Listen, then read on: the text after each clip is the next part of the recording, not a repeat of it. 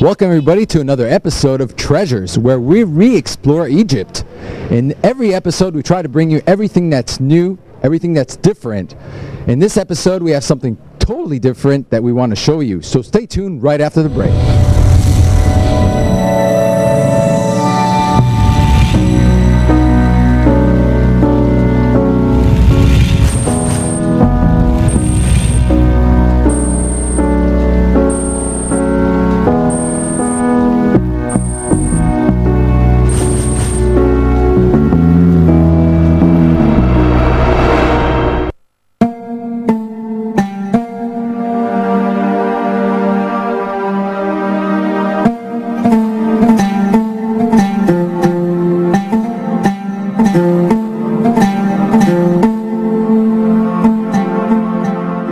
Let us continue the journey where we left off. Last episode we spoke about Ashraf Barsbay, who was the 9th Borgi Mamluk Sultan of Egypt from 1422 to 1438 AD. He was a Circassian who was bought by a Jewish merchant and taken to Aleppo. There, Ashraf Barsbay was bought by Emir Jakmak, who gave him to Sultan Berkuk. He was placed in the royal garrison at the citadel. Ashraf Barsbay was manumitted and became part of the Jamandareya.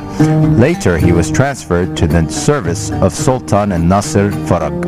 In the reign of Sultan al-Mu'ayyid Sheikh, he was given the title of Prince. Later he rose to become Vice Sultan of Tripoli in 821 after Hijrah. In the reign of Sultan al-Salih Muhammad ibn Tatar, he was appointed as Grand Dawadar or inkwell holder and became the Vice Sultan of Egypt. Ashraf Barsbay became Sultan in 825 after Hijrah. Historians described him as being blonde, thin, tall, and good-looking, and very charitable. Sultan Ashraf Barsbay stopped the practice of the transfer of land between rulers. He also stopped using the florin as currency. He began minting his own currency, known as al-Ashrafiyya, which was purer. He tried to encourage the Florentines to mint their currency in Egypt. He was responsible for a number of administrative reforms in the Mamluk state, including the consolidation of the Sultanate as a military magistrature and securing for Egypt exclusive rights over the Red Sea trade between Yemen and Europe. His Red Sea activity included the final destruction in 1426 of Aidhab, a once important port which had been in decline in the previous century. In 1426 to 1427, he reconquested Cyprus, and in 1430, Egypt was severely struck by famine and plague. We also talked about the Ashraf Barsbay complex, which was built in 1424, founded by him and located in Al-Mu'izz Street in Old Cairo. In this episode, we'll talk about art, architecture, and design of the Ashraf Barsbay complex.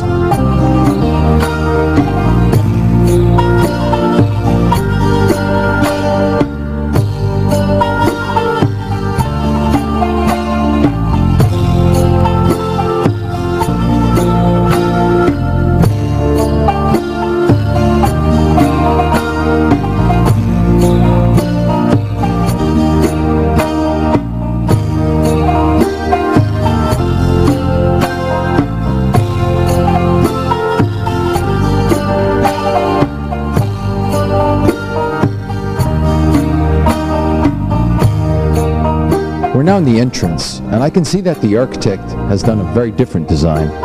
Talk to us a little bit about that, please. Generally speaking, the Mamluk madrasas and Mamluk schools, they serve many functions. And one of the main functions they serve is a place to pray and a place to study. And for the two, you need tranquility.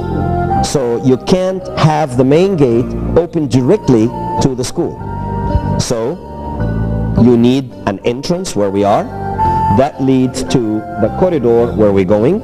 The corridor here, almost 20 meters long, and it opens directly to the open courtyard.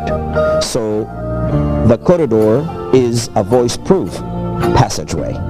So the voices of the city and the voices of the markets behind us does not reach the prayers and does not reach the students inside. In the meantime, we have this shaft. This shaft is right open to the minaret above us. And the shaft serves two purposes. The first purpose is the light. The dark hallways get some light from the shaft, and also the voice. When people call to prayer from the top of the minaret, the voice of the caller reaches everyone inside and reaches everyone outside. And that's the purpose of the corridor and the shaft where we are. When we go inside, we reach the open court and see the other elements. Let's go. Let's go.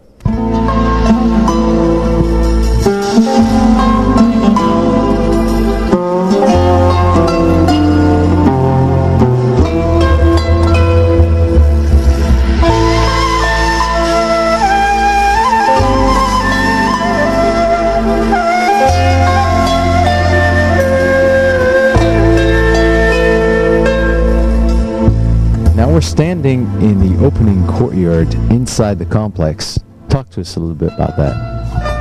The madrasa of Ashraf Barsbay is small in size, and the total land is not huge. And that's why the open courtyard is small relatively to the size of the surrounding large Mamluk mosques.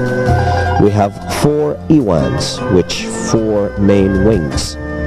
Each wing was dedicated to one of the 4 schools, but we will find that there is a large wing dedicated to Qibla, dedicated to southeast direction, where Mecca. And this is east, and we are standing in the western Iwan, which is slightly smaller.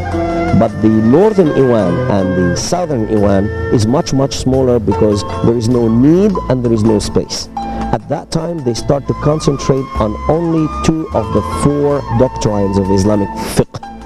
We know it is 4 schools, but at that time they started to concentrate on only 2, and that's why most of the teachings take place in the eastern Iwan and the western Iwan where we're standing. And that's the reason why we have 2 large Iwans and 2 very small Iwans. While the open courtyard next to us used to have a place for washing, the ablutions or the wudu, and it's no longer exist. It was completely vanished and it's no longer exist. Is there a reason for that? Well, there is all kind of reasons why you miss the fountain that it used to be in the middle. During the Ottoman period, much of the marble floor that used to decorate this temple was taken and replaced. It means during the Ottoman period, the original marble was collected out of here and served other places, and that's why we have this white marble instead of the colored marble that it used to be here. And we think the fountain used to be also here till the Ottoman period, and it was completely vanished. The side doors from the open courtyard lead to the schools of teachings, where we have small rooms for accommodation, small rooms for meditations, small libraries, rooms for books, and rooms for the master teachers, which some sort of private rooms for the teachers of the Islamic studies. And of course, the most important element in one of the side doors is the stairway that leads to the rooftop and the minaret and the dome of the tomb. This is all we will explore when we go up together. I'm very curious to find out, and I'm sure you guys are curious as well, so let's go take a look.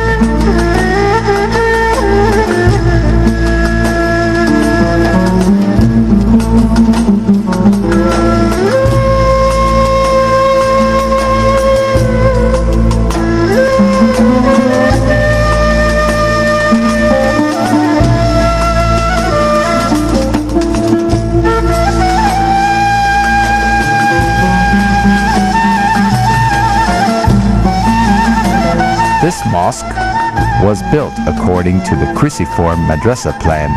The important features is the Iwan, along with its beautiful marble floor and its fine stucco windows, which attract attention.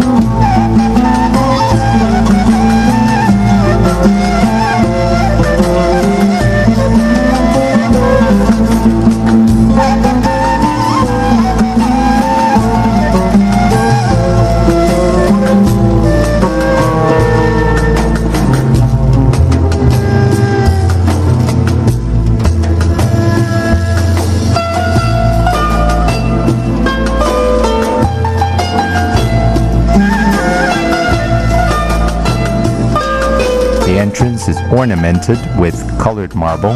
The wooden door is plated with braced tracery. The arrangement of the design of the copper plating is met with the Mosque of Berkoop and those of Al-Ashraf Barsbay, as well as in other mosques constructed